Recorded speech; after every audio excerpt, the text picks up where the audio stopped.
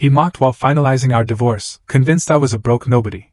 But he went numb when the judge unsealed an envelope exposing my trillion-dollar fortune, making his triumph a living hell that would shatter his whole existence forever. Have you ever seen someone so sure of their victory, only to watch their entire world crumble in an instant? That's what happened the day my husband thought he'd finally won our divorce, mocking me as he signed the papers, completely unaware of the shocking twist about to land on the judge's bench. He thought this was his grand escape, his freedom. He had no idea he was about to become the punchline. My name is Chloe Harris, and for the past 3 years, I'd been practically invisible in my own home. It was 7:30 a.m. on a Tuesday, and the rain was relentless, drumming against the window of our small South Baltimore apartment. Inside, the radiator hissed, fighting a losing battle against the November chill.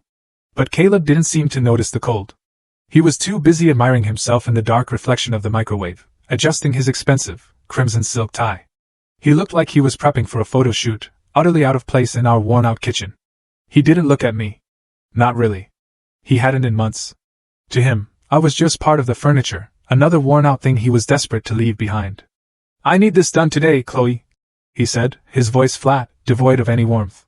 He tossed a thick manila envelope onto the dining table, where I sat with lukewarm tea. It slid across the laminate, stopping inches from my hand. "Sign it. You've leeched off me long enough." I didn't need to open it. We'd been dancing around this for weeks, ever since he landed that massive settlement case, the one that put his name on the partner track at his firm. Success hadn't made him generous, it had made him cruel. It had given him the confidence to discard what he saw as dead weight. I set my mug down. My hand was steady. I looked up at him, at the sharp cut of his suit, the artificial swagger. He was handsome, in a superficial way, the kind of face that expects to be forgiven for anything. But I saw the tension in his jaw, the insecurity buried under all that expensive cologne and aggressive ambition.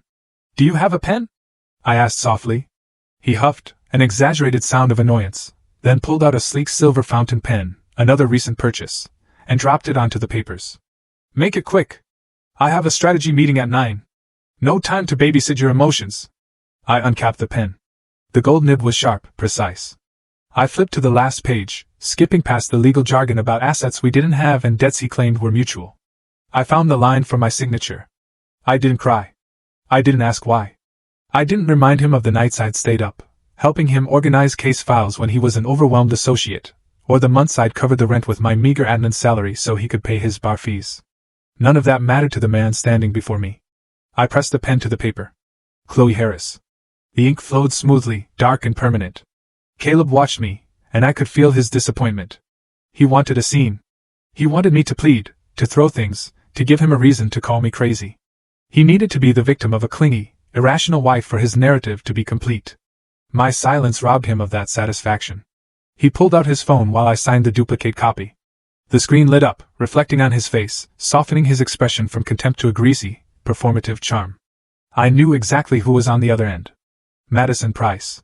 24, a paralegal at his firm, with bright eyes and an eagerness to be close to power, or even just the illusion of it.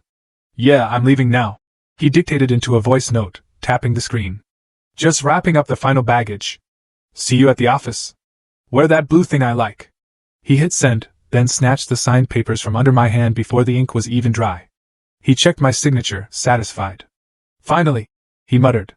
He shoved the papers into his leather briefcase, the latch clicking shut like a pistol hammer. "You know this is for the best, Chloe. You were never going to fit in where I'm going. I need someone who understands the pressure of my world. Someone who can keep up." He walked to the door, grabbing his trench coat. His hand on the knob, he paused, looking back at me one last time. He wanted to twist the knife, to feel like he'd won something more than a legal separation. "Once the court finalizes this, you're on your own," he projected, as if delivering a closing argument in court. "No alimony, no support.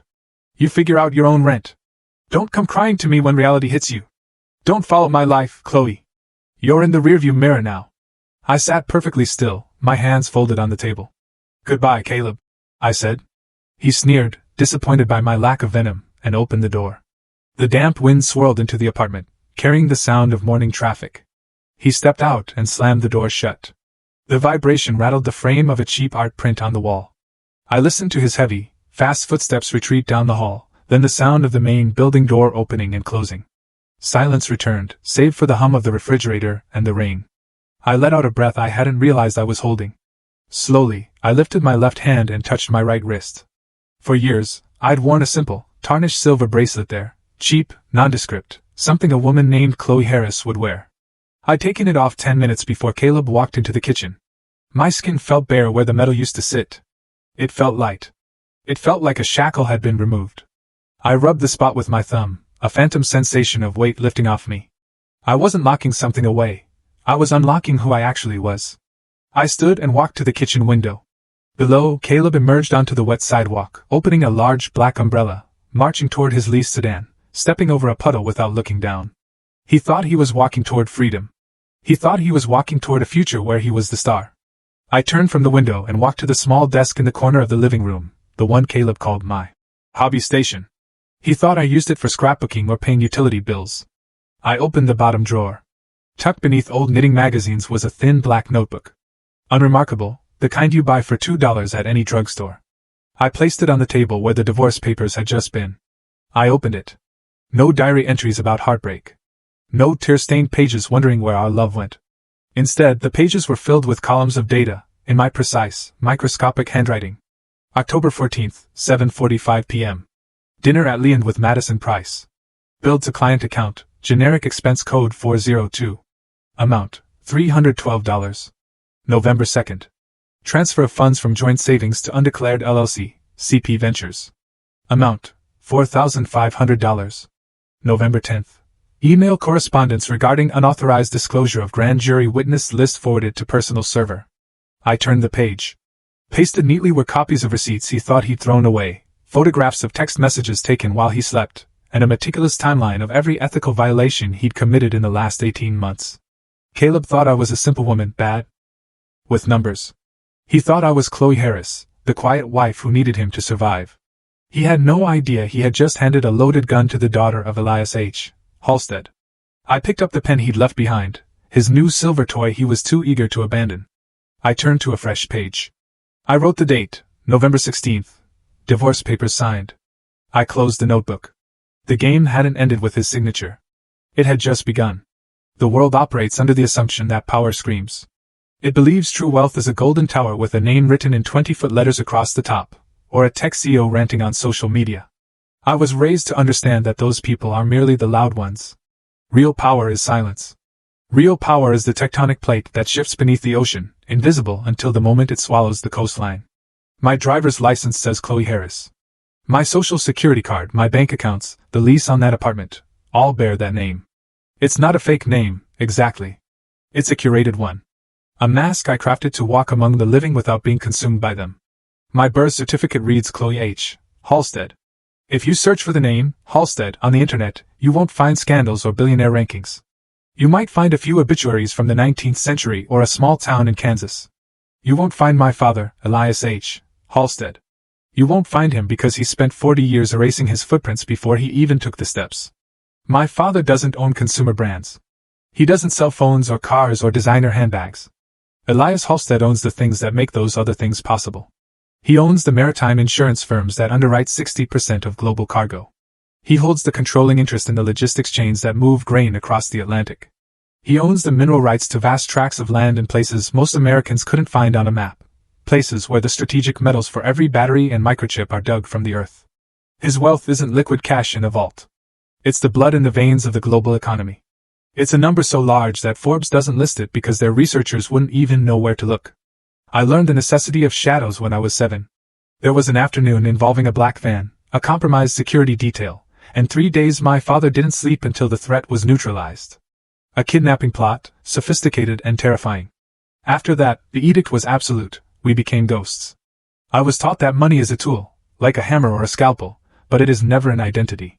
My father told me once, if you have to tell someone you're rich, you've already lost the leverage.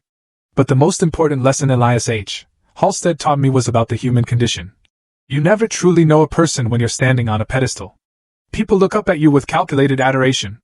They smile because they want something. To see the truth of a human soul, you must stand beneath them. You must let them believe you are of no consequence. Only when a person thinks you are worthless will they show you who they really are. That's why I came to Baltimore. That's why I became Chloe Harris. I wanted a life that belonged to me, not my inheritance. I wanted to know if I could survive on a salary that required budgeting for groceries.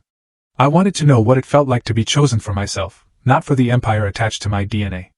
I took a job as an administrative assistant at Bramwell & Kersey LLP, a mid-tier law firm, respectable but hungry, filled with associates who smelled of desperation and cheap coffee. My job was to file motions, organize calendars, and listen to attorneys complain about billable hours. I was invisible. I was the furniture. And it was there, in the fluorescent hum of the copy room, that I met Caleb. He was different back then. Or perhaps I just wanted him to be. Caleb was 27, drowning in $150,000 of student debt, terrified he was going to wash out. He didn't have the custom suits or the crimson ties. He wore off-the-rack shirts, slightly too big in the shoulders. He stayed late every night, not because he was important, but because he was slow, meticulous, and afraid of making a mistake. I remember finding him in the break room one Tuesday night at 11 p.m. He was staring at a vending machine, looking utterly defeated because his credit card had been declined for a bag of pretzels. I bought them for him, $1.50. He looked at me with eyes so unguarded, so grateful, it felt like a physical touch. We sat on the plastic chairs and talked for an hour. He told me about his fear of failure, how he wanted to be a great lawyer, not for the money, but to win for people who couldn't fight for themselves. He seemed so earnest. He seemed like a man who understood struggle. I fell in love with that version of him. I fell in love with the Caleb who needed me. The Caleb who saw kindness in a $1.50 bag of pretzels. I married him 18 months later. I signed the prenup he insisted on, a standard document to protect his future earnings, without batting an eye. I kept my secret. I didn't tell him about the Halstead Trust. I didn't tell him that the cheap watch I wore was a vintage piece worth more than his parents' house, deliberately scuffed to look old. I wanted to be his partner, not his financier. I wanted to build a life on the ground floor. I thought my anonymity was a gift I was giving us. I thought it was a foundation of trust. I was wrong. As Caleb began to succeed, the very normalcy I had cultivated became his justification for resentment. When he won his first major case, he didn't come home to celebrate with me. He went out with the partners. When he started making real money, he stopped looking at me as a partner and started seeing me as an anchor. He began to view my administrative job not as honest work, but as a lack of ambition.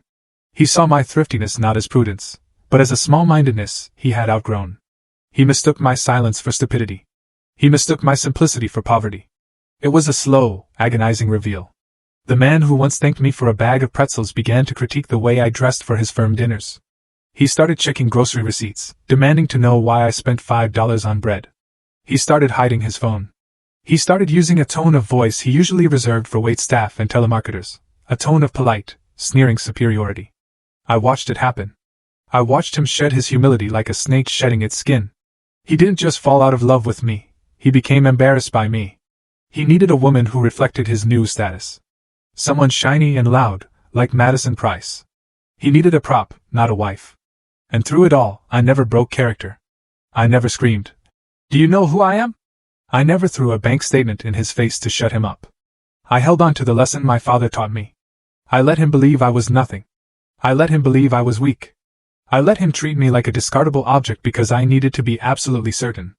I needed to know that there was nothing left of the man I met in the break room. Today, when he slid those divorce papers across the table, he confirmed it.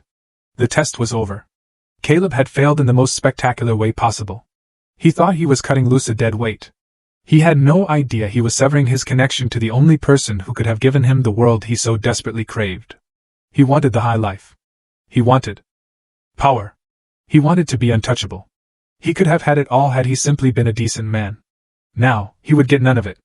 I stood in the center of the silent apartment.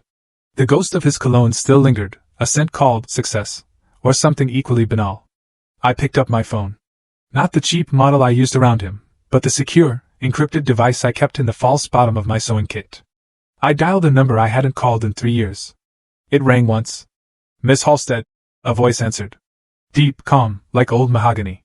It was Arthur Penhaligon, the executive of the Halstead Family Trust, the only man my father trusted completely. "It's done, Arthur," I said, my voice not shaking. "The papers are signed, I see," Arthur replied. No pity in his tone, only efficiency. "We have been monitoring the situation as you requested. The file on Mr. Caleb Vance is comprehensive. Are you ready to proceed with the next phase?" "Yes," I said. "Initiate the protocol." "And Arthur?" "Yes, Miss H." Make sure the probate documents are delivered to the courtroom exactly when the judge calls the docket number. I want the timing to be impeccable. Consider it done. Welcome back, Chloe. I hung up. I looked around the apartment one last time. It was a cage I had built for myself, but the door was open now. I was done being Chloe Harris, the administrative assistant. It was time to remind the world, and Caleb Vance, what happens when you wake a sleeping giant. Success is a powerful drug. Caleb Vance had absolutely no tolerance for it. The change in him wasn't sudden. It was a gradual corrosion, like rust eating through the undercarriage of a car. It started when he won the women's settlement, a personal injury case that brought a six-figure contingency fee to the firm. Suddenly, the man who used to check the price of eggs was researching bespoke tailors and reading magazines about cigar investments. He began to curate his life, and the first thing he realized was that I didn't fit the aesthetic. I remember the company holiday party at the Four Seasons that December. I wore a simple navy dress, elegant but understated, bought off the rack. Caleb wore a tuxedo that cost more than my first car. Throughout the night, he introduced me to senior partners with a tight, apologetic smile. "This is Chloe," he'd say, his hand resting heavy and possessive on my shoulder, steering me slightly away from the conversation. "She keeps the home fires burning. Not much for the legal talk, are you, honey?" He'd laugh, a sharp, practiced sound, and pivot his body to cut me out of the circle. I stood there, holding a glass of sparkling water, watching him perform. He was electric, I'll give him that. He'd learned to mimic the cadence of the wealthy, adopting their posture and easy confidence. But to me, he looked like a child wearing his father's shoes. Then Madison Price appeared. 24, fresh out of a paralegal program, and hungry in a way that terrified me. She had blonde hair always perfectly blown out, and a laugh calibrated to stroke the male ego. She didn't just walk into a room, she announced herself. "Caleb!" she chirped, sliding up to him with a familiarity that made the air between them vibrate. She ignored me completely, her eyes locked on his lapel. "That pocket square is genius! Is that the silk blend we talked about?" Caleb beamed. He actually puffed out his chest. "You have a good eye, Madison. Chloe here thought it was a bit much, didn't she?" He glanced at me, his eyes cold. "She prefers things simpler." "Oh, well," Madison said, finally looking at me with a pitying smile that felt like a slap. "Some people are just comfortable in the background. It takes a certain kind of person to appreciate the finer details of the game." That was the dynamic. I was the anchor. She was the wind. Madison made Caleb feel like a king.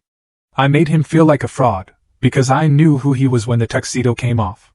The abuse shifted from social to financial with terrifying speed. "I'm taking over the household accounts," he announced one evening in January, closing his laptop with a snap. "You're not good with numbers, Chloe. I saw the utility bill. You paid it 2 days early.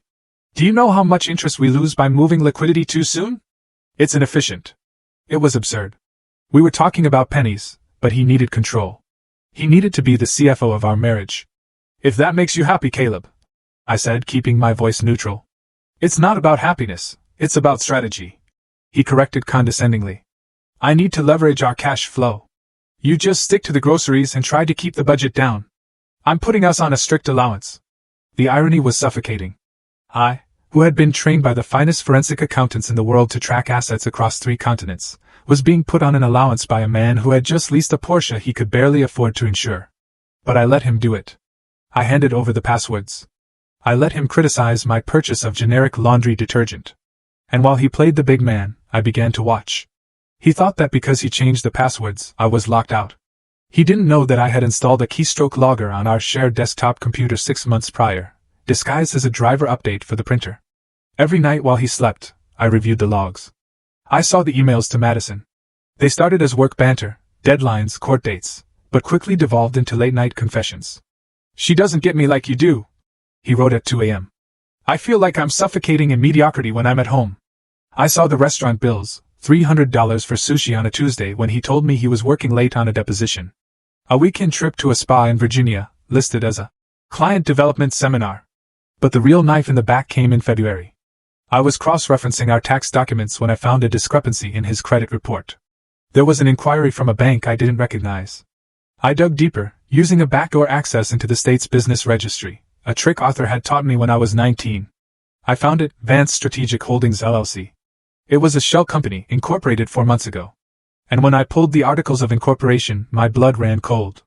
He had listed himself as the manager, but for the guarantor, the person whose credit was used to secure the initial $50,000 business line of credit, He had used a specific name, Chloe Harris. He had forged my signature. He had used my social security number. He had maxed out his own credit cards buying suits and dinners for Madison, so he had stolen my identity to fund his affair and his ego. He was dumping his debt onto me, setting up a fall guy scenario. If the firm failed, or if he got caught, the debt would be in my name. I sat in the dark living room, the glow of the laptop screen illuminating the lie. Most women would have screamed. They would have woken him up, thrown the laptop at his head, and demanded a divorce right then and there. I did not. I felt a strange, icy calm settle over me. This was no longer a marriage. This was a transaction that had gone bad. And in business, when a partner attempts to defraud you, you do not get emotional. You liquidate them. I saved the documents to an encrypted cloud drive. I took screenshots of the digital signatures. I traced the flow of money from the credit line into his personal PayPal account, and from there to jewelry stores and hotels. I built the file. I became a machine. The next morning, I poured his coffee just the way he liked it. "Here you go," I said, placing the mug on the counter. He barely looked up from his phone. "Did you pick up my dry cleaning? The blue suit needs to be ready for the partners' meeting tomorrow. I'll get it this afternoon," I said softly. "Good. And Chloe?" He looked at me, his eyes narrowing with disdain. "Try to do something with your hair. We might run into people." "I'll try," I said. He left without a kiss. I spent the afternoon securing my own exit. I moved my personal emergency funds, the small amount I kept from my admin's salary, into a new account he couldn't touch. I packed a go bag and hid it in the trunk of my car. At 4 p.m., my phone buzzed. It was a number I didn't recognize, with a New York area code. I answered it, stepping away from my desk at the law firm where I still pretended to work. "Hello, Ms. Chloe Halstead?" a voice said. Not Arthur this time. It was a woman, sharp and professional. "This is the clerk from the Office of Probate and Wills in Delaware. I'm calling to confirm receipt of the final affidavit regarding the estate of Elias Halstead." I closed my eyes, exhaling a breath I'd been holding for years. "I'm listening," I said. "The execution order is ready," the woman continued. "Your father's final directive has been processed. The entirety of the Halstead Trust, including the maritime subsidiaries and the mineral rights portfolio, is ready for transfer to your sole control upon the dissolution of your current marital status. The lawyers have the probate package sealed and marked urgent for the court." "Thank you," I said. "Do you want us to mail it to your residence?" "No," I said, watching Madison Price walk past my desk, giggling at something on her phone. "Send it directly to the judge. Harbor County Family Court, Courtroom 4B, tomorrow morning at 9 a.m. "Understood, Ms. Halstead." I hung up the phone. Caleb thought he was discarding a burden. He thought he was stripping me of my dignity. But as I watched him high-five a colleague in the glass-walled conference room, laughing at a joke that was probably at my expense, I knew the truth. He wasn't divorcing a wife. He was declaring war on an empire, and he had just run out of ammunition. The hallways of the Harbor County Family Court smelled of floor wax, stale coffee, and quiet desperation. It was a place where lives were dissected and divided into percentages, where love went to die under the fluorescent hum of government lighting. Most people walked these corridors with their heads down, carrying the weight of failure in their slumped shoulders. But not Caleb. He arrived as if he were attending a ribbon-cutting ceremony for a building named after him. I sat on a hard wooden bench near the entrance of Courtroom 4B, my hands folded in my lap. I wore a charcoal gray dress I'd owned for 5 years. Modest, fading slightly at the seams, the kind of garment that makes a person blend into the background. I looked exactly like what Caleb said I was, a woman with nothing, about to lose the little she had left. Caleb strode off the elevator with Gordon Slate, his high-priced attorney. Gordon, a man who charged $600 an hour to intimidate people, wore a suit that cost more than my car. They were laughing. Caleb said something, gesturing with a wide, expansive hand, and Gordon chuckled, shaking his head. They looked like two old friends heading to a golf course, not a husband and his lawyer arriving to end a marriage. And then I saw her. Madison Price, walking a step behind them. She wasn't supposed to be here. Usually, the other woman stays hidden until the ink is dry. But Caleb was so confident, so drunk on his own narrative of victory, that he had brought her along. She wore a cream-colored blazer and a skirt that was technically professional but cut aggressively short. She scanned the hallway, her eyes landing on me. She didn't look away. Instead, she offered a small, tight smile, a victor's smile. Caleb saw me then. He didn't say hello. He checked his watch, a bulky diver's watch he'd bought on credit last month, then leaned in to whisper to Gordon. His voice wasn't as quiet as he thought. "Let's make this quick, Gordon. She has nothing to claim." I just want the decree signed so I can get back to the office by noon. Gordon glanced at me, his eyes skimming over my plain dress and scuffed shoes. He dismissed me instantly. Don't worry, Caleb. Standard dissolution. No assets, no children. We'll be out of here in 20 minutes. They walked past me into the courtroom. Madison paused as she passed Caleb, her hand reaching out to brush visible lint off his shoulder. It was an intimate, claiming gesture. She was marking her territory right in front of me. Caleb preened under her touch, standing a little taller. He looked at me, his eyes full of pity mixed with disdain. You can come in now, Chloe, he said, sounding like a disappointed parent. Let's get this over with. I stood up. My legs felt strong. I'm coming, Caleb. The courtroom was cold. Judge Marlo Carter sat behind the high bench, looking bored. She was a woman in her 60s with sharp glasses and the demeanor of someone who had heard every lie a human being could tell. She had a stack of files in front of her and a clerk typing rapidly to her left. We took our places. Caleb and Gordon sat at the table to the right. I sat alone at the table on the left. Madison took a seat in the gallery directly behind Caleb, leaning forward so her perfume would drift over him. Case number 4920, the bailiff announced. Vance versus Vance, petition for dissolution of marriage. Judge Carter opened the file. She flipped through the pages quickly, her eyes scanning the lack of complexity. I see we have a joint petition, Judge Carter said, her voice dry. No minor children, no real estate, minimal joint assets. Petitioner waives spousal support. Respondent, that is you, Mr. Vance, waives any claim to the wife's personal effects. Is that correct? Gordon stood up, buttoning his jacket. That is correct, Your Honor. My client just wants a clean break. We have agreed to an equitable split of the checking account, which contains less than $2,000. We are ready to sign. Caleb was leaning back in his chair, tapping his pen on the table. He looked bored. He looked like a man already thinking about where he'd take Madison for lunch to celebrate. Mrs. Vance? The judge looked at me. Do you agree to these terms? I stood up slowly. I do, Your Honor. However, there's the matter of the prenuptial agreement regarding separate property. Caleb snorted. It was a loud, ugly sound in the quiet room. He leaned over to Gordon and whispered, She's trying to keep her knitting supplies.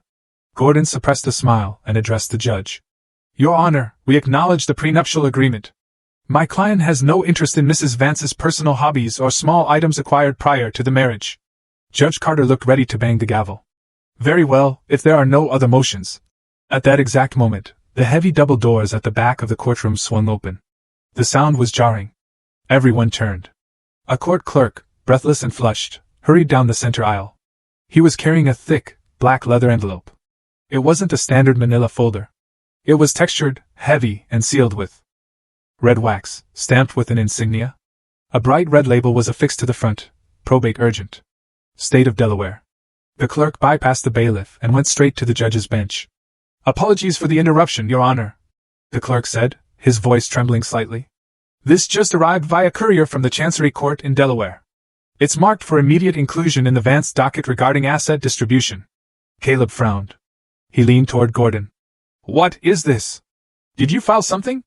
No, Gordon whispered back, looking confused. I didn't file anything. Judge Carter took the black envelope. She looked at the seal.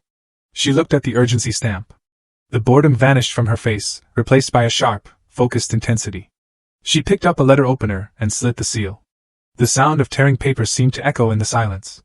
She pulled out a stack of documents. The paper was thick, high-quality bond. She began to read. As her eyes moved down the first page, her expression shifted. Her eyebrows drew together. She stopped, blinked, and read the line again. She looked up from the paper, her gaze landing on me. It was a look of pure, unadulterated shock. Then she looked at Caleb. It was a different look entirely. It was the look one gives to a man who is standing on a trapdoor, without knowing the lever has been pulled. Counsel, Judge Carter said, her voice changed. It was quieter, more serious. Mr. Slate, are you aware of the contents of this filing? Gordon Slate stood up, looking uneasy. No, Your Honor, we have not been served with any new discovery.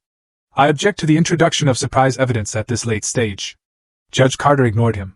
She turned a page. This is not evidence, Mr. Slate. This is a certified testamentary execution from the estate of Elias Halstead. It concerns the immediate vesting of assets to your wife, the sole beneficiary. Caleb laughed. He actually laughed. Halstead? Who's that?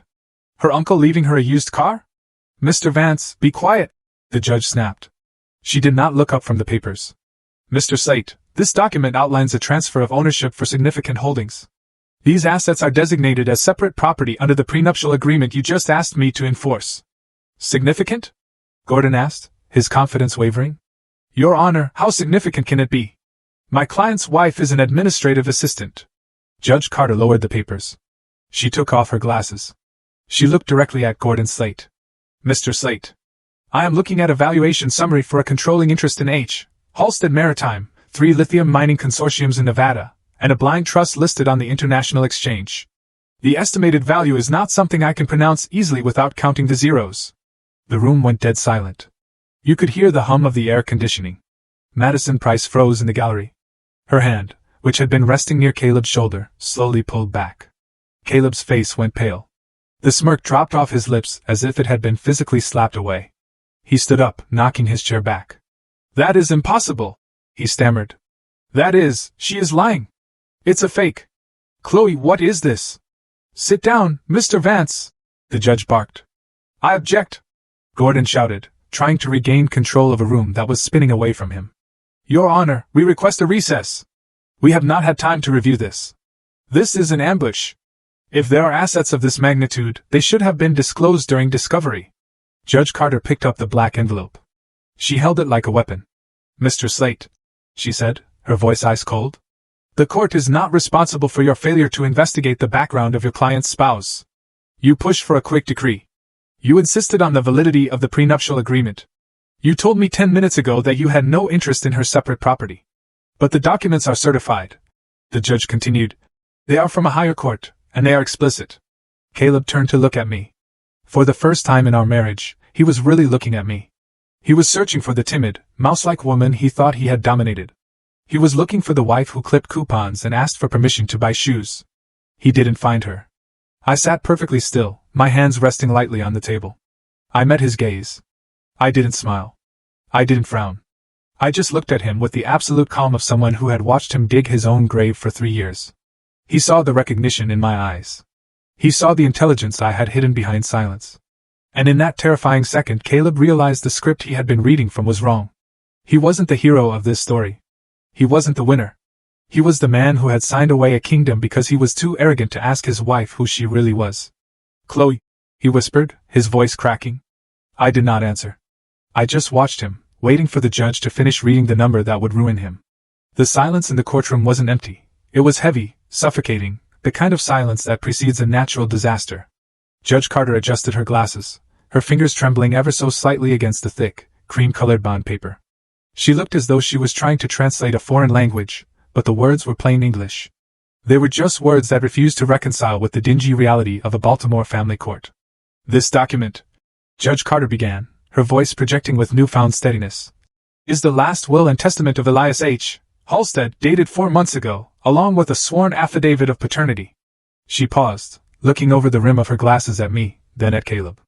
It states that the individual known as Chloe Harris is, in fact, Chloe Halstead, the sole biological daughter and only heir of Elias H. Halstead. It further clarifies that the surname Harris was adopted legally upon her 18th birthday as a protective measure against kidnapping and extortion, a status maintained for security purposes. Caleb blinked, his mouth opened slightly, but no sound came out. He looked like a man trying to remember how to breathe. The estate, the judge continued, flipping to the second page, is not structured as a single liquid sum. It is a conglomerate of holding companies, blind trusts, and direct ownership stakes. She began to read the list. It wasn't a list of flashy consumer goods. It wasn't a list of things you see on television commercials. It was a list of things that run the world. 100% controlling interest in H. Halstead Logistics and Bonded Warehousing, encompassing 42 ports of entry across North America and Europe, majority shareholder of the Trident Maritime Risk Group, underwriting 60% of global commercial shipping insurance, sole ownership of the Nevada Rare Earth Mineral Consortium. All intellectual property rights for the North Atlantic fiber optic cable infrastructure. The court reporter, a woman who looked like she'd seen everything, stopped typing. Her hands hovered over the keys, her jaw slack. The assets include privately held land in Montana, Wyoming, and Argentina totaling 3 million acres. The judge read on, her voice rising in disbelief. And the Halstead Sovereign Grant Fund. She stopped. She took a deep breath. The independent audit attached to this probate filing estimates the total valuation of the estate, adjusted for current market volatility, to be in excess of $1.2 trillion. The word hung in the air. Trillion. It was a number that didn't make sense. $1 million is a house. $1 billion is a skyscraper. $1 trillion is a country. A gasp swept through the gallery behind us. It wasn't loud. It was the sound of oxygen being sucked out of the room. Caleb didn't move. He didn't blink. He was frozen, his face a mask of absolute, terrifying comprehension. He was a man who worshipped money, who had sold his integrity for a lease Porsche and a chance to rub shoulders with partners who made $400,000 a year. And he had just realized that he had spent 3 years treating a woman worth $1.2 trillion like she was a burden on his wallet. I turned slightly to look at Madison. She wasn't looking at Caleb anymore. She was staring at the back of my head, her face drained of all color. Her eyes were wide, calculating, terrified.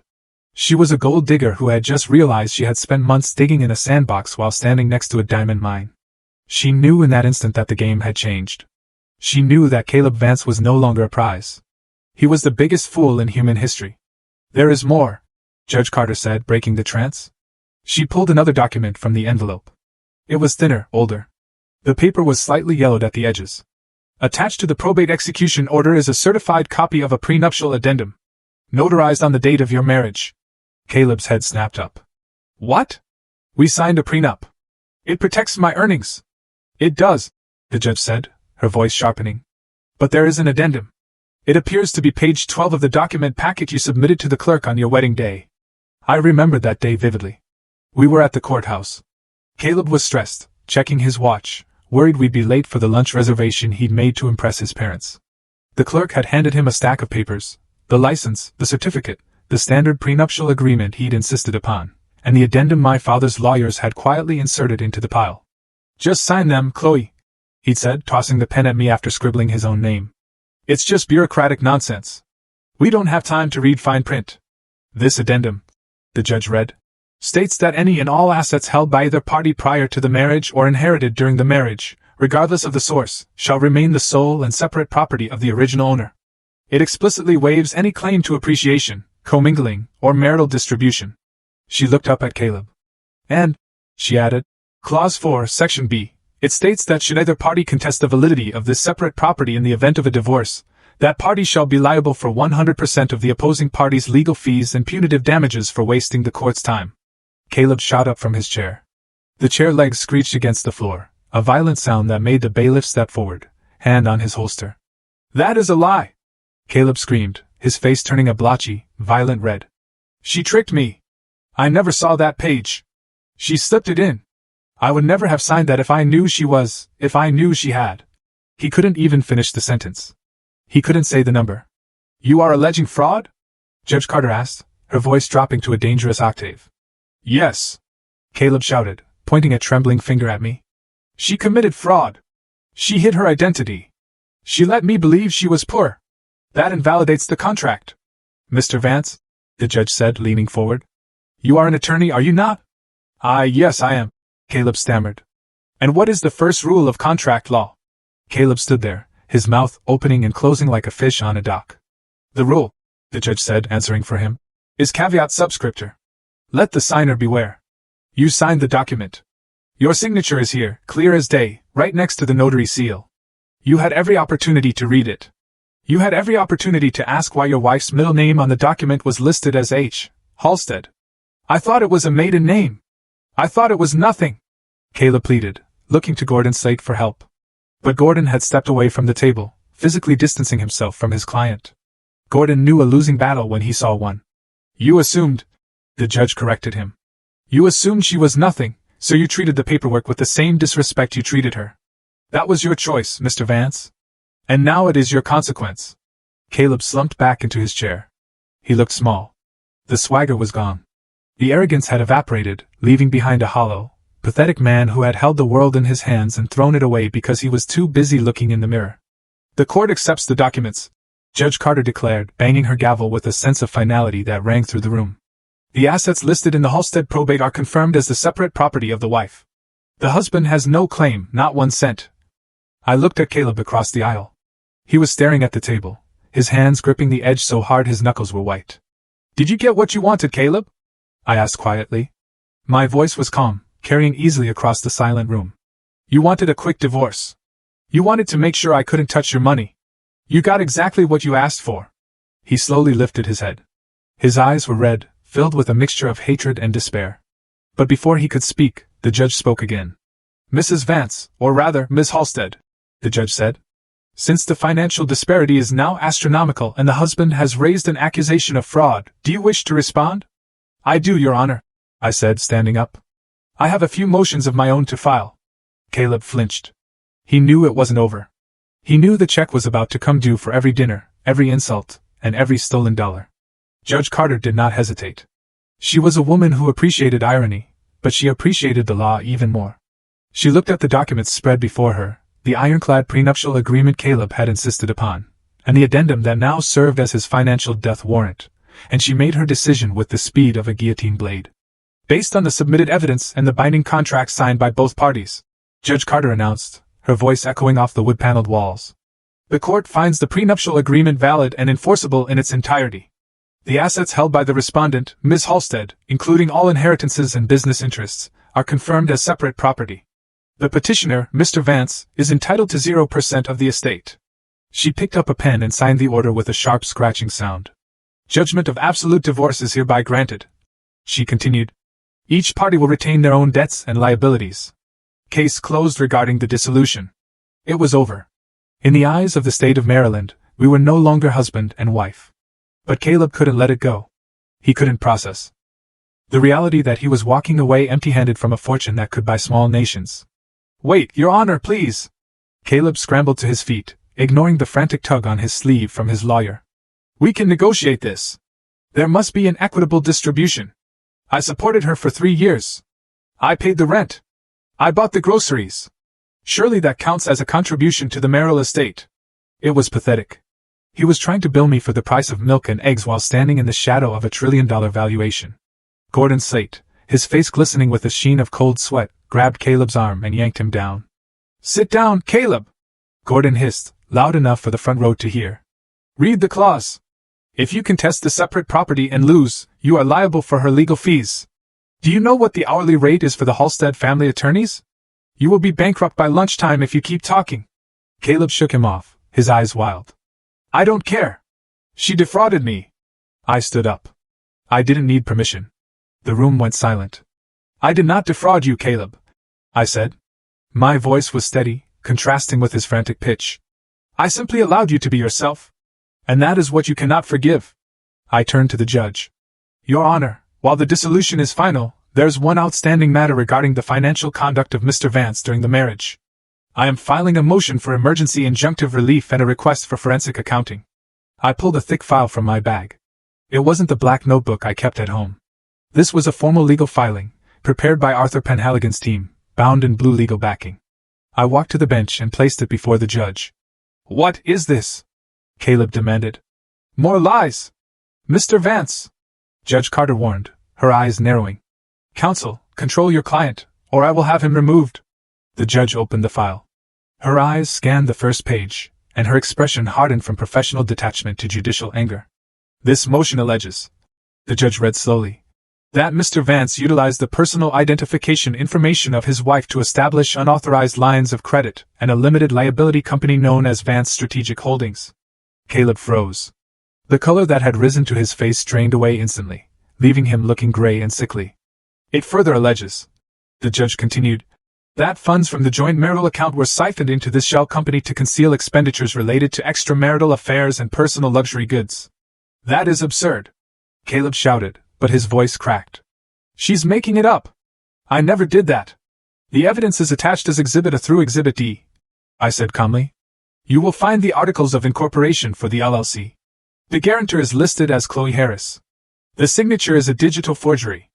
I have included a handwriting analysis comparing it to my actual signature on our marriage license. They do not match. I pointed to the document in the judge's hand. Furthermore, Exhibit B contains the transaction logs. Mr. Vance believed he was being clever by moving money in small increments, $300 here, $500 there. He labeled them as consulting fees. But if you look at the cross-reference bank statements in Exhibit C, you will see that every time a consulting fee was withdrawn, a corresponding purchase was made within the hour. I turned to look at the gallery. I looked directly at Madison Price. Exhibit D is a manifest of those purchases, specifically a series of flight bookings to Miami and hotel reservations at the Ritz-Carlton under the names Caleb Vance and Madison Price. These were paid for using the credit card issued to the fraudulent LLC, the credit card that is legally in my name. Madison let out a small, strangled sound. She stared at the exhibit list on the table near Caleb, where a copy had been placed. She could see her name typed in black and white. She wasn't just a mistress anymore. She was a beneficiary of identity theft. She was an accomplice. I didn't know, Madison whispered, her voice trembling. She looked at Caleb with horror. You said it was a company expense account. You said the firm paid for those trips. Shut up, Madison, Caleb snapped, turning on her. Mr. Vance, the judge slammed her gavel down. The sound was like a gunshot. You will address this court, not the gallery. These are serious allegations. We are talking about identity theft, fraud, and misappropriation of marital assets. It's a setup, Your Honor, Caleb pleaded, sweating profusely now. She hacked my computer. She planted those files. Why would I need to steal her identity? She was a nobody. She had no credit. Actually, I interrupted. My credit score is 850.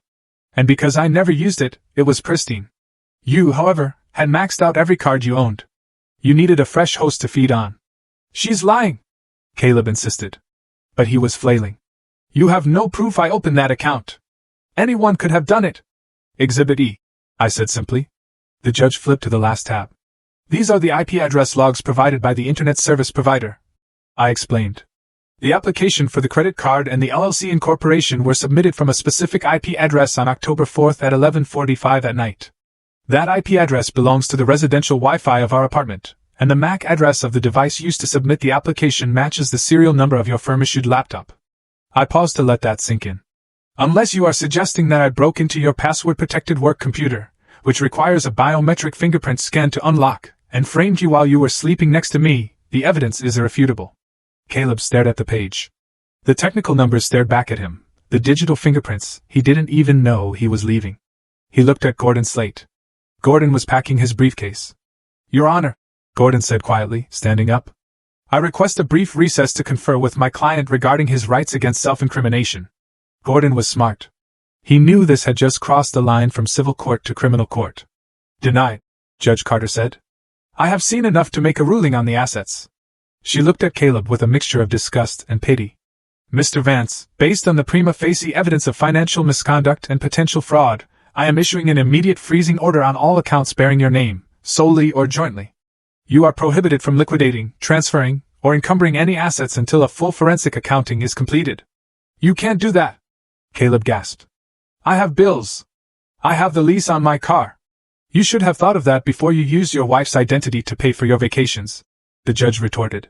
Furthermore, I am referring this file to the district attorney's office for review regarding the allegations of identity theft and forgery. No, Caleb whispered. No, please. This will ruin my career. Your career is not my concern, Judge Carter said. Justice is. She raised the gavel one last time. The divorce is final. The restraining order on assets is effective immediately. The clerk will notify the banks within the hour. Bang. Case closed. The sound of the gavel signaled the end of our marriage. But as the echo faded, the sound of the heavy wooden doors opening behind us signaled something else. 2 uniformed court officers stepped inside, their eyes fixed on Caleb. I picked up my bag. I did not look back at him. I had told him the truth. I didn't need his money. I just needed the world to see exactly what kind of man he was. And now, it was all a matter of public record. The courtroom began to empty, the air still vibrating with the judge's final command. The court officers stood by the exits, their presence a silent reminder that the authority in this room had shifted away from Caleb Vance. He was stuffing papers into his briefcase with frantic, jerky movements, trying to salvage some shred of dignity.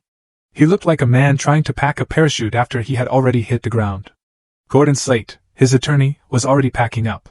Gordon was a mercenary. He knew when a battle was lost, and he had no intention of dying on this hill with a client who had lied to him. He clicked his briefcase shut and looked at Caleb with a cold, professional distance. I'll call you later to discuss the fee structure for the criminal defense referral, Gordon said, his voice devoid of sympathy. You're going to need a specialist for the fraud charges. Caleb ignored him. He zipped his bag shut and turned to glare at me. His face was a mask of red-hot humiliation. He clearly thought this was the end of it. He thought that because the gavel had banged, he could walk out of here, lick his wounds, and eventually rebuild his ego at his job. He thought he still had his career, his status, his place in the world where he was the rising star. And I was just a memory. He was wrong. I did not leave. I walked toward him. I moved slowly, the heels of my shoes clicking rhythmically on the hardwood floor. It was a sound he used to ignore, the sound of his wife coming to bring him coffee or clean up his mess. Now, it sounded like a countdown. Caleb looked up, his eyes narrowing. "What do you want, Chloe?" he spat. "You got the money.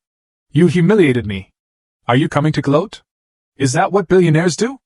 I stopped 3 feet away from him. I did not raise my voice. I spoke with the calm, flat tone of a person reading a weather report. "I don't care about the money, Caleb. I told you that. Money is just a tool. This," I tapped the file folder I was holding against my palm, "is about consequences." "What is that?" he snapped. "This is a copy of the dossier I sent via courier to the State Bar Disciplinary Board exactly 45 minutes ago," I said. Caleb froze. The blood drained from his face so fast it looked painful. Beside him, Gordon Slate stopped halfway to the door. Gordon turned around, his eyes widening. He knew what those words meant. "You reported me?" Caleb whispered. "For what?" "Because I was mean to you. The bar doesn't care about a bad marriage. They care about ethics," I replied. "And they certainly care about felonies." I opened the folder. Section 1. I recited, not needing to look at the paper. "Unauthorized disclosure of privileged client information, specifically the grand jury witness list for the Thompson case. You took a photo of it and sent it to your personal email so you could work from home. Then you forwarded it to Madison because you wanted to brag about how important the case was. That is a violation of attorney-client privilege and a breach of federal confidentiality laws." Caleb's mouth opened, but no sound came out. He looked at Madison, who was standing near the railing, her face pale. Section 2. I continued relentless. "Billing fraud. You have been padding your hours on the Henderson corporate merger. You billed them for 20 hours of research on a weekend when you were actually in Miami with Madison. I included the flight logs and the time-stamped emails where you instructed your paralegal to falsify the timesheets." Gordon Slate let out a low whistle. He looked at Caleb with absolute disgust. "You padded the Henderson bill, Caleb? Are you insane? They are the firm's biggest client. I was going to do the work later." Caleb stammered, sweat beading on his forehead. "It was just a placeholder." "It is theft," I said. "And Section 3, financial impropriety involving a spouse's identity. The fraud you committed against me, using my name to open credit lines, is a violation of the moral turpitude clause of your license. You are not just going to be sued, Caleb. You are going to be disbarred." Caleb grabbed the edge of the table to steady himself. His knees were buckling. Being a lawyer was his entire identity. It was the only thing he had that made him feel superior to the world. Without that license, he was just a man with debt and a criminal record. "You can't do this," he pleaded, his voice cracking. "Chloe, please. This destroys everything. I worked so hard for this degree. You know how hard I studied." "I do know," I said. "I was the one making the coffee while you studied. I was the one paying the electric bills so you had light to read by. And you used that degree to abuse the very person who helped you get it." "I'll settle," he said frantically. "I'll sign anything. Just withdraw the complaint." "It's too late," I said. "Once the bell is rung, it cannot be unrung. But there is one more thing you should know." I closed the folder. "You're worried about your position at Bramwell and Kersey. You think that if you can just talk your way out of this, you might still have a job. I'm a top associate," Caleb said, clutching at a straw of hope. "The partners love me. They'll protect me. The partners are busy right now," I said. "They are currently in a closed-door meeting regarding a merger." Caleb frowned. "How do you know that?" "That's confidential firm business."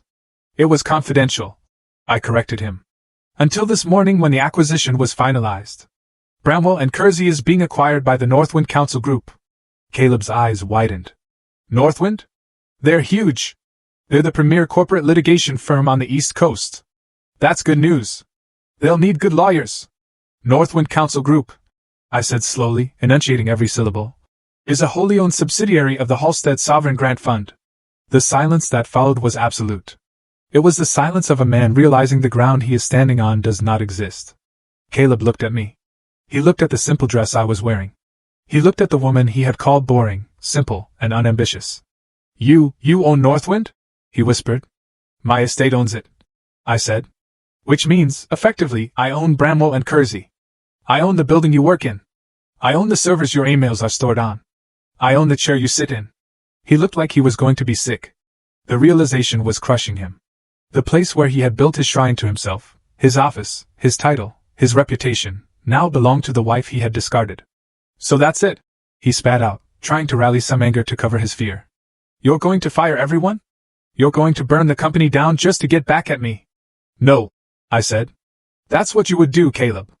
Because you are petty. I straightened my spine. I have already issued a directive to the transition team, all support staff, the paralegals, the secretaries, the janitors, the people you treat like furniture, are receiving a 10% retention bonus and guaranteed job security for 2 years. The partners who look the other way while you build for fake hours are being audited. And the associates who violate ethical standards. I looked him dead in the eye. They are being terminated for cause. Effective immediately. I turned away from him. There was nothing left to say. He was a hollow shell of a man, stripped of his pretenses. Caleb spun around, desperate for an ally. He looked at the only other person in the room who had been on his side. Madison, he said, reaching out a hand. Madison, wait. We can fix this. I just need to make some calls. We can. Madison Price did not take his hand. She looked at him like he was a contagious disease. She had heard everything. She heard about the debt. She heard about the fraud. She heard that he was about to be unemployed and disbarred. She looked at me, the woman she had mocked for being plain, and saw the power that radiated off me. Then she looked back at Caleb. Don't touch me, Madison hissed. She clutched her purse to her chest and turned her back on him, walking fast toward the exit. She did not look back. Caleb stood alone in the center of the courtroom. His lawyer had distanced himself. His mistress had abandoned him. His wife had outgrown him. I walked past Gordon Slade on my way out. He stepped aside respectfully, nodding his head. Miss Halstead, he murmured. Mr. Slate, I replied. I pushed open the heavy wooden doors and stepped out into the hallway. The air tasted different out here. It tasted clean. I had not just divorced a husband. I had exorcised a ghost. And for the first time in years, the future didn't look like a long, dark tunnel. It looked like a blank page. And I held the pen. Desperation is a chaotic architect. When a man like Caleb Vance realizes his foundation is built on quicksand, he doesn't try to find solid ground. Instead, he tries to pull everyone else down into the mud with him. For 48 hours after the court hearing, Caleb went on a scorched earth offensive. He couldn't fight me in the courtroom, because the law was absolute. So, he took the fight to the court of public opinion. He hired a crisis management firm, using a credit card I had already canceled, though he likely didn't know that yet, and launched a narrative that was as loud as it was pathetic.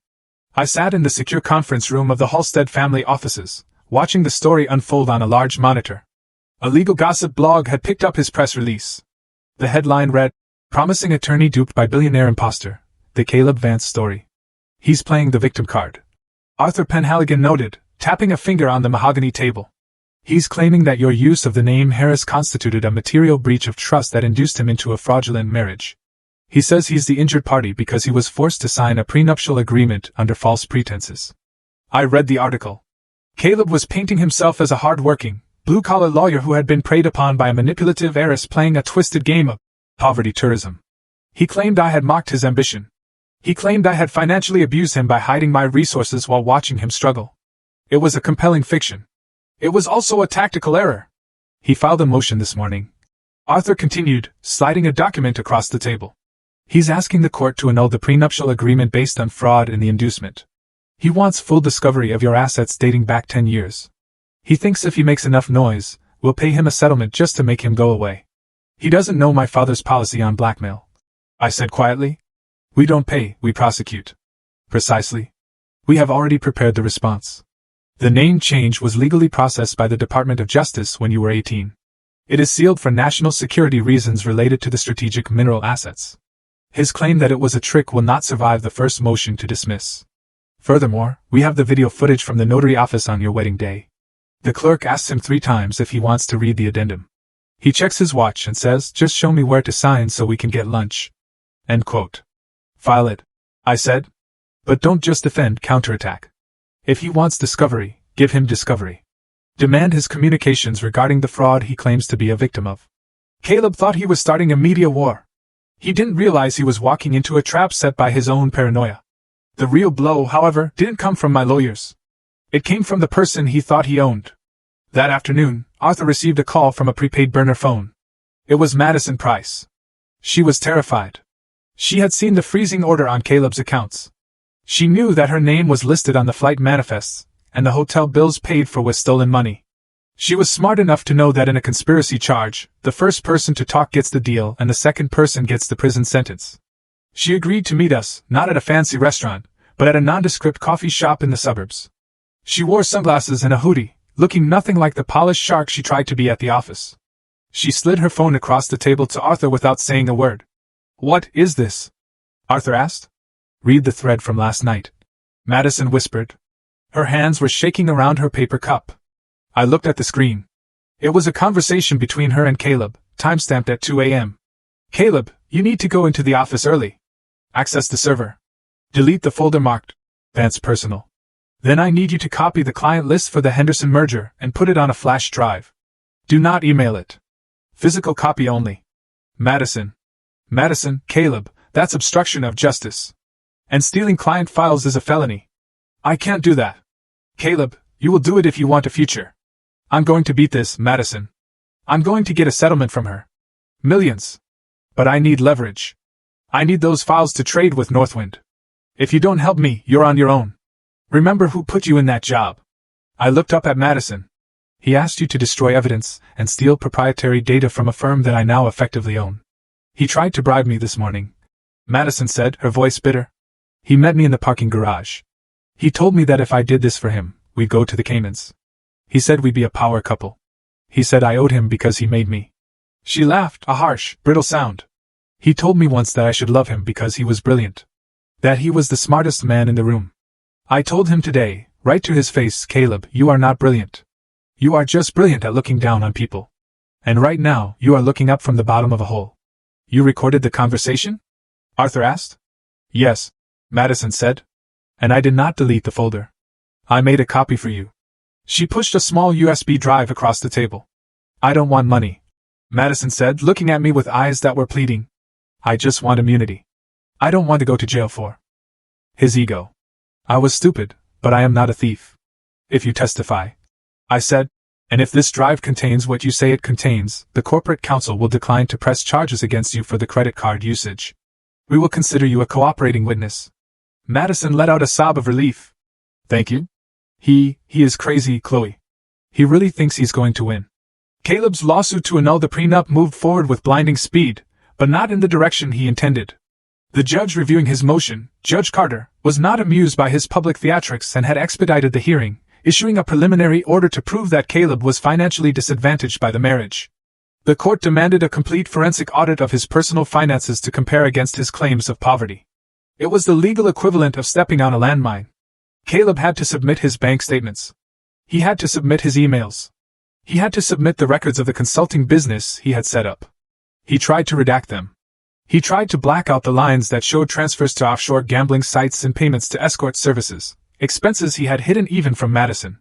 But the court order was specific, unredacted originals only. The more he tried to prove I was a fraud, the more he proved he was a criminal. The final nail in the coffin arrived on a rainy Thursday evening. Caleb was at his temporary apartment, a dingy efficiency he had rented after being locked out of our home. He was likely drafting another press release or screaming at a junior associate over the phone. I wasn't there, but the private investigator we had hired to monitor him reported the scene in detail. A courier arrived at his door. Caleb probably thought it was a settlement offer. He probably thought I had cracked under the pressure of his bad press and was sending a check. He opened the door, wearing sweatpants and a stained t-shirt, looking nothing like the master of the universe he pretended to be. The courier did not hand him a check. He handed him a thick envelope with the seal of the State Bar Association. It was not a warning. It was a summons for an emergency suspension hearing. Usually, the bar takes months to investigate complaints. They move at a glacial pace. But when the evidence includes a recorded conversation of an attorney soliciting a paralegal to commit grand larceny and obstruction of justice, they move very, very fast. Madison's USB drive had found its way to the disciplinary committee. Caleb stood in the hallway of his cheap apartment building, the fluorescent light buzzing overhead. He tore open the envelope. I imagine his hands were shaking. I imagine he read the words, immediate interim suspension, and allegations of moral turpitude. He had started the week trying to paint me as a villain. He was ending it as a man who was about to lose the only thing he actually loved, his title. He had chosen to play dirty. He had chosen to turn a divorce into a war. He just forgot that when you throw mud at a person who owns the ground you stand on, you are the one who ends up buried. I received a text from Arthur Penhaligon 10 minutes later. Summons served. Hearing set for Monday. He has no counsel. Gordon Slate formally withdrew an hour ago. I set my phone down on the table of my new penthouse, overlooking the harbor. The view was expansive, filled with lights and ships moving silently in the night, ships that, in one way or another, answered to the name H. Halstead. Caleb had wanted a reaction. He was about to get the final one. The rain had turned into a sleet that coated the city in a sheen of dirty ice. It was 1 a.m. on the night before the disciplinary hearing that would determine whether Caleb Vance remained a lawyer or became a cautionary tale. My phone had been vibrating incessantly for 3 hours. 17 missed calls, 12 voicemails ranging from sobbing apologies to incoherent rage. Finally, a text message came through that made me pause. I know about the offshore accounts in the Caymans. Meet me or I send the IRS a tip about Daddy's tax evasion. It was a bluff, of course, but it was a desperate bluff. And desperate men are dangerous because they are unpredictable. I knew I had to control the explosion before it happened. I agreed to meet him at the Silver Spoon, a 24-hour diner on the edge of the city limits. It was the kind of place with flickering neon signs and coffee that tasted like burnt rubber, a place where people went when they had nowhere else to go. I did not go alone. Arthur Penhaligon sat 3 booths behind the spot I had chosen, his back to me, nursing a cup of tea. He looked like an elderly insomniac, completely harmless in his tweed coat. But I knew that inside his jacket pocket was a high-fidelity directional microphone, and on the seat beside him was a witness affidavit already drafted, waiting for a signature. Caleb arrived 10 minutes late. The transformation was shocking. The man who had strutted into the courtroom just a week ago in a $3,000 suit was gone. In his place was a specter. He was wearing a raincoat over a wrinkled dress shirt, no tie. His eyes were bloodshot, rimmed with dark, bruised circles that spoke of sleepless nights and chemically induced wakefulness. He hadn't shaved in 2 days. He looked like a man whose internal architecture had collapsed. He slid into the booth opposite me, bringing with him the smell of damp wool and stale whiskey. "You came," he said, his voice raspy. He tried to smile, but it looked more like a grimace. "I knew you would come. You still care, don't you, Chloe? After everything, there's still something there." "I am here because you threatened my family, Caleb," I said, my hands folded on the table. "You said you wanted to talk." "Talk?" He laughed, a jittery, nervous sound. He signaled the waitress for coffee, his hands shaking noticeably. "I don't want to hurt you, Chloe. I really don't. I need a lifeline. You have no idea what they're doing to me. The bar association, the partners, they're treating me like a criminal." "You are a criminal, Caleb," I said softly. "Identity theft is a crime." "That was a misunderstanding," he hissed, leaning across the table. "I was going to pay it back.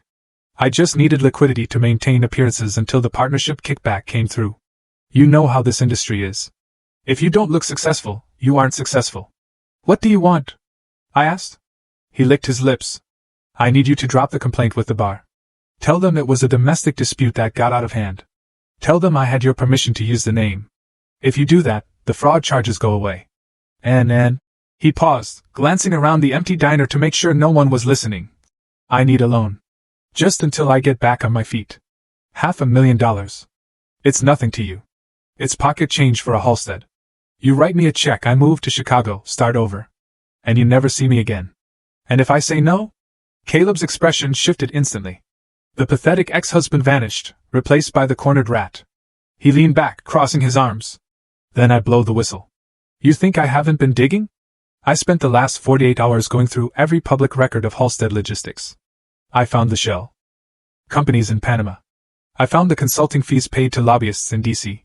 Your father built that empire on loopholes, Chloe. If I go to the press and tell them the great Elias H. Halstead is running a tax evasion scheme, the stock price will tank. The investigations alone will tie your assets up for years." He looked smug. He thought he had played an ace. He thought he had found the leverage that would force the giant to kneel. I took a sip of my water. I felt a profound sense of pity for him. Not because he was losing, but because he was so painfully average in his thinking. "Is that it?" I asked. "That is your leverage? It's enough to send your dad to prison." Caleb sneered. "Caleb," I said, keeping my voice level. Do you know what a voluntary compliance audit is? He frowned. What? 6 months ago, before my father's health declined, we invited the IRS and the SEC to conduct a full, unrestricted audit of the entire Halstead portfolio. We gave them access to everything. Panama, the lobbyists, the mineral rights, everything. Caleb's face went slack. Why? Why would you do that? Because when you have as much money as we do, you don't need to cheat. You just need to be patient. We paid a settlement for some minor clerical errors, about $12 million, which is roughly what our shipping division makes in 6 hours, and we received a certificate of good standing from the federal government. The Halstead books are cleaner than a church hymnal. We are audit-proof. I watched the hope die in his eyes. It was a physical thing, like a light bulb burning out. So, I continued, go ahead. Call the press. Call the IRS. They'll just send you a copy of the closing letter they sent us last month.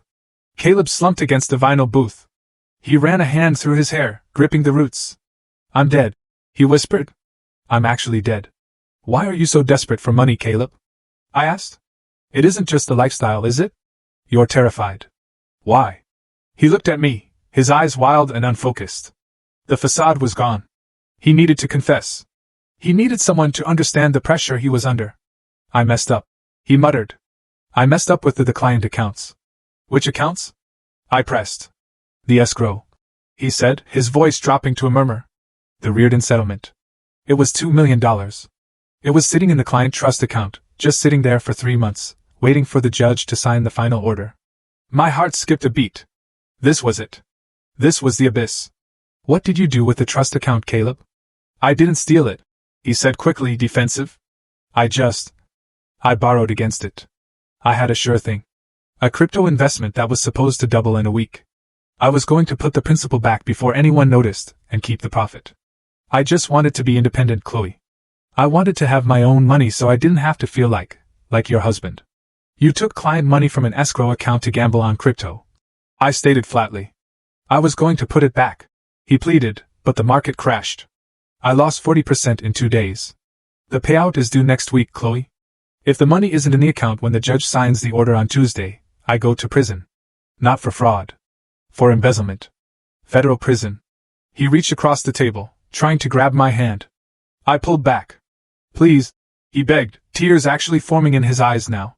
I need that $500,000 to cover the hole. If I can fill the account, no one has to know. I can resign quietly. I can disappear. Just save me from this one thing. I looked at him. I looked at the man who had mocked me for counting pennies. He had risked his entire life, his freedom, and his client's security because of his greed. He had violated the most sacred rule of law: you never, ever touch the client's money. You said you borrowed it, I said slowly. But you took it without permission, used it for personal gain, and lost it. That is not borrowing, Caleb. It was a temporary loan, he insisted, his voice rising, unaware that he was shouting his own confession into the empty diner. I'm the signatory on the account. I had the authority to move the funds. I just moved them to the wrong place. It's a banking error. That's all I'll tell them. You moved $2 million to a personal crypto wallet. Yes. But I can fix it if you help me. I stared at him for a long moment. He really believed that money could fix this. He believed that if he just plugged the hole, the crime didn't happen. He didn't understand that the crime was the breach of trust, not just the loss of funds. I can't help you, Caleb, I said. I won't. Caleb's face hardened. The desperation turned into something ugly and cold. He realized I wasn't going to save him. Fine, he spat, sliding out of the booth. Be that way. You think you're so high and mighty, but I'm a survivor, Chloe. I will find the money. I know people. And when I get out of this hole, I'm coming for you. You better watch your back. He threw a crumpled $20 bill on the table, likely one of the last in his wallet, and stormed out of the diner. The bell above the door jingled cheerfully, a stark contrast to the threat he had just left hanging in the air. I watched him go. He walked out into the rain, hunching his shoulders against the wind, convinced that he had just delivered a terrifying ultimatum. He thought he had scared me. He thought he still had moves left to play. I waited until his taillights faded into the dark. Did you get that? I asked, not turning around. Arthur Penhaligon stood up from the booth behind me. He walked over, holding a small digital recorder. He pressed a button, and Caleb's voice, clear and undeniable, played back. I moved $2 million to a personal crypto wallet. I just moved them to the wrong place. It's a banking error. That's all I'll tell them. Clear as a bell, Arthur said, his voice grim. Admitting to commingling funds and embezzlement. That's a mandatory minimum sentence of 10 years, give or take. He thinks he has until Tuesday, I said, standing up and smoothing my coat. He doesn't, Arthur replied. I will have this delivered to the district attorney and the senior partners at Bramwell and Kersey by 8 o'clock this morning. They will lock the accounts before he can even try to find people to fix it. Good, I said. I looked out the window at the empty parking lot.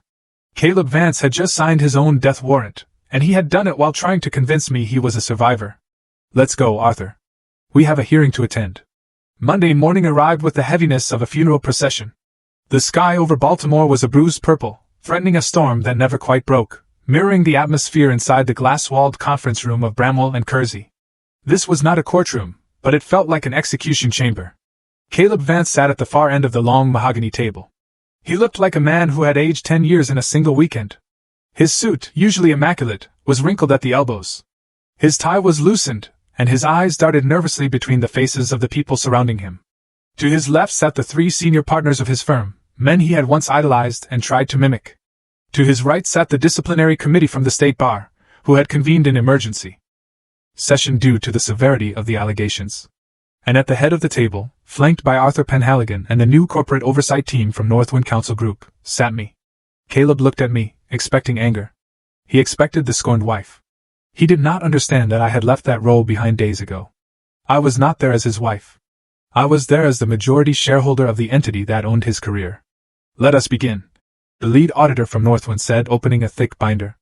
We are here to address the immediate employment status and licensure of Mr. Caleb Vance following credible reports of gross misconduct. Caleb cleared his throat, his voice thin and reedy. I object to the presence of Ms. Halstead. This is a conflict of interest. She is a hostile party in a personal divorce proceeding. Ms. Halstead is the chairwoman of the Oversight Trust, Arthur replied calmly. She is the only person in this room with the authority to decide whether this firm is liquidated or salvaged.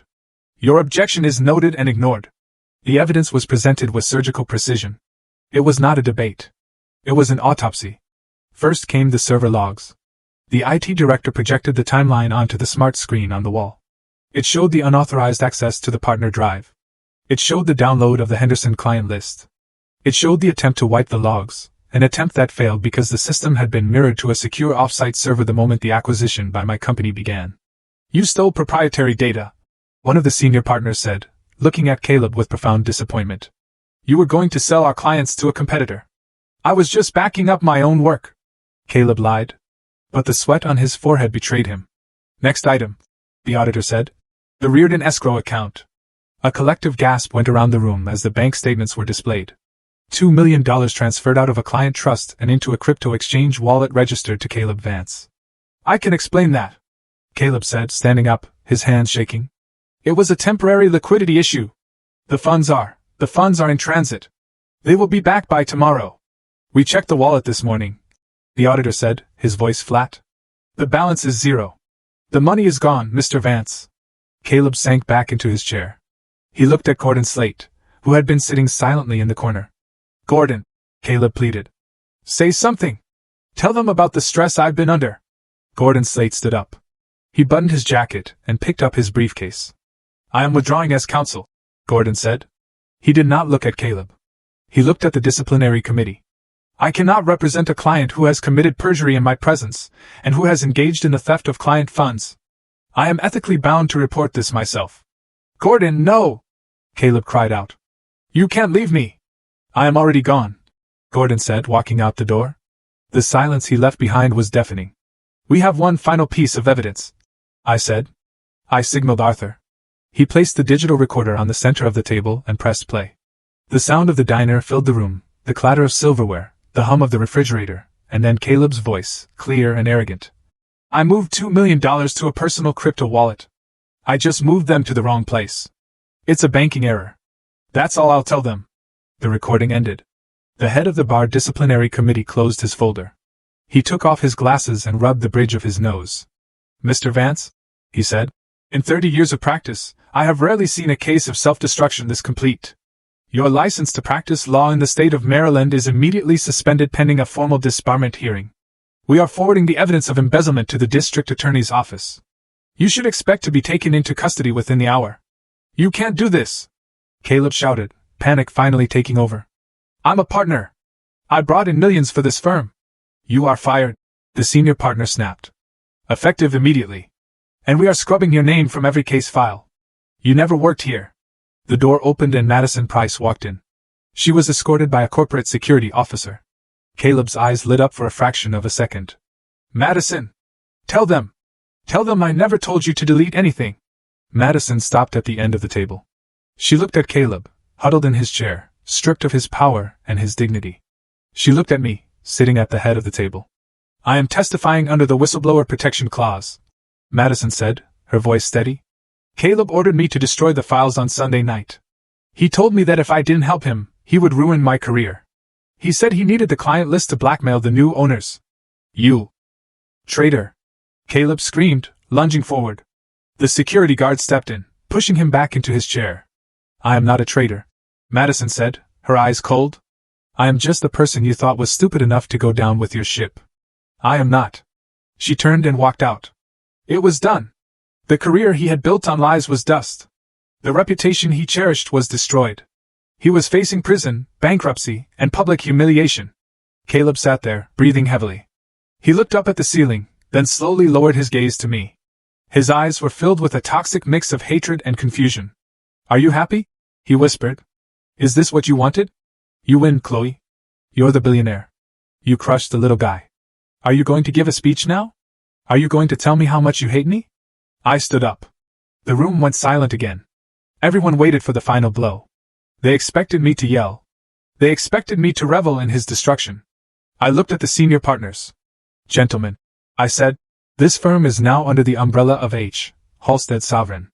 My first executive order is regarding the staff. Caleb frowned, confused. The paralegals, the administrative assistants, and the support staff who were bullied or coerced by Mr. Vance are not to be penalized. I continued. I am establishing a legal defense fund for any employee who was forced to be complicit in his fraud. Furthermore, the client whose funds were stolen will be reimbursed immediately from the firm's insurance reserve, plus interest. We will not let an innocent family suffer because of one man's greed. I turned to the stenographer. Let the record show, I said clearly, that this action is not a personal vendetta. This is not the result of a divorce. This is the consequence of an ethical choice. Mr. Vance was not destroyed by a wealthy ex-wife. He was destroyed by his own refusal to be a decent human being. I picked up my portfolio. I did not look at Caleb. Meeting adjourned. I walked toward the door. Chloe! Caleb shouted. His voice was cracked, broken. Chloe, wait. Look at me. I was your husband. I stopped. My hand hovered over the door handle. I turned my head slightly, just enough to see him out of the corner of my eye. You were never my husband, Caleb, I said softly. You were just a man who was in love with a reflection in the mirror. And now the glass is broken. I opened the door and walked out. I did not slam it. I simply let it click shut behind me. Inside the room, Caleb Vance stood alone amidst a stack of incriminating documents. He was surrounded by people who used to respect him, but now looked at him like he was a stranger. And in that silence, the cruelest realization of all finally hit him. He realized that I hadn't destroyed him to prove I was powerful. I hadn't destroyed him because I was angry. I had simply stopped holding him up. He had spent 3 years thinking he was the giant, and I was the ant. He had spent 3 years thinking I was nothing. And because he was so busy looking down on me, he never saw the cliff he was walking toward.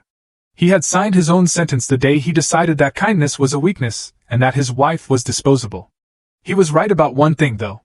He was finally alone at the top of his own world, a king of absolutely nothing. What do you think of Caleb's fate? Was justice truly served, or did I go too far? Let me know in the comments below.